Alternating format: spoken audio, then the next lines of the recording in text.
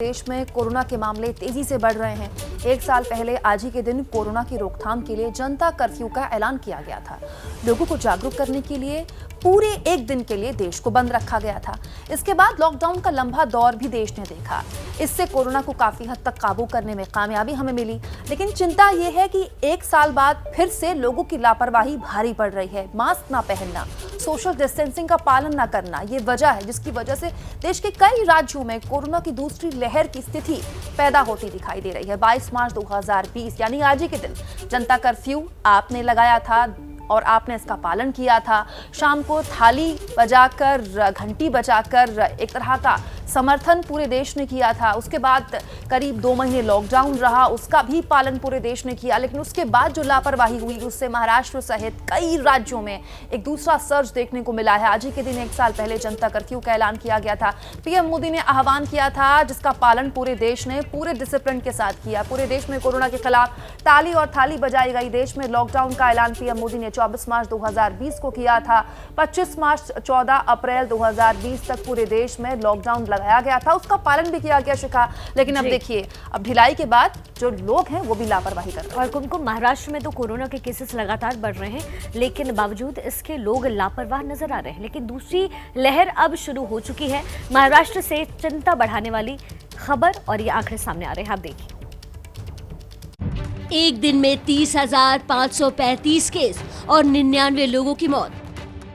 महाराष्ट्र में ये एक दिन का आंकड़ा है। एक दिन का महाराष्ट्र में अब तक का सबसे बड़ा आंकड़ा है। महाराष्ट्र में कोरोना जिस तेजी से बढ़ रहा है, लोगों की चिंताएं भी उतनी ही तेजी से बढ़ रही हैं। महाराष्ट्र में कोरोना के एक्टिव केस 2,10,000 तक पहुंच चुके हैं। मुंबई में 24 घंटे में कोरोना के 3,775 नए केस सामने आए हैं और 10 लोगों की मौत हुई है।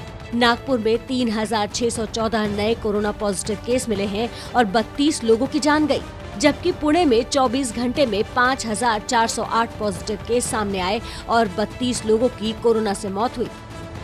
कल से यहां भारत इंग्लैंड के बीच वनडे सीरीज शुरू हो रहा है और कोरोना की वजह से यहां भी दर्शकों के बिना मैच खेले जाएंगे। मुंबई में भी कोरोना को कंट्रोल करने के लिए आज से मॉल, बस अड्डे और रेलवे स्टेशनों पर एंटीजन टेस्ट की शुरुआत का फैसला लिया गया है। लोगों के मास्क पहनने पर भी जोर दिया जा रहा है। बीएमसी ने मास्क नहीं पहनने वाले 20 लाख लोगों से 40 करोड़ का जुर्माना वसूल किया है। लोगों को जुर्माने के बगैर भी मास्क पहनना सीखना होगा, क्योंकि संक्रमण रोकना सिर्फ सरकारों की जिम्मेदारी नहीं है। लगातार दोहरा रहे हैं, बार बार दोहरा रहे हैं, दवाई भी कड़ाई भी।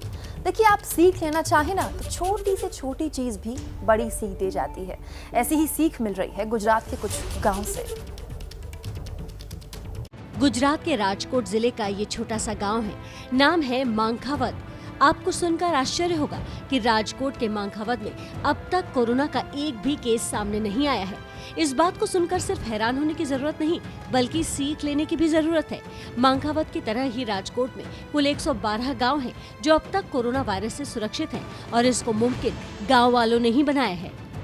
मेरे गांव में एक भी केस कोरोना का 1 साल हो गया, अभी तक एक भी केस नहीं है। उसके पीछे का कारण कि हमने सरकार की गाइडलाइन का पूरी तरह से पालन किया है। Hand sanitize, social distancing, mask. तो देखिए, आप सभी ने मास्क पहने हैं। गांव में मास्क, सैनिटाइजर और बार बार मेडिकल चेकअप का पालन किया जाता है। कुछ दिनों पहले हुए स्थानीय चुनाव में भी गांव वालों ने तय किया और किसी भी पार्टी को सभा नहीं करने दी। कोरोना के खिलाफ गुजरात के 112 गाँव के इस मॉडल से पूरे देश को सीख लेने की जरूरत है। न पाबंदी हो, न कोई हद हो तो बस खुद बनाई सरहद हो। ये मुहिम है परतों में छिपे हर सच की तलाश की, सियासत पर रखी पैनी नजर और आंख की, खबरों की दुनिया में एक जिम्मेदार आवाज की, जुर्म और जुल्म के खिलाफ हर बेबस के लिए इंसाफ की।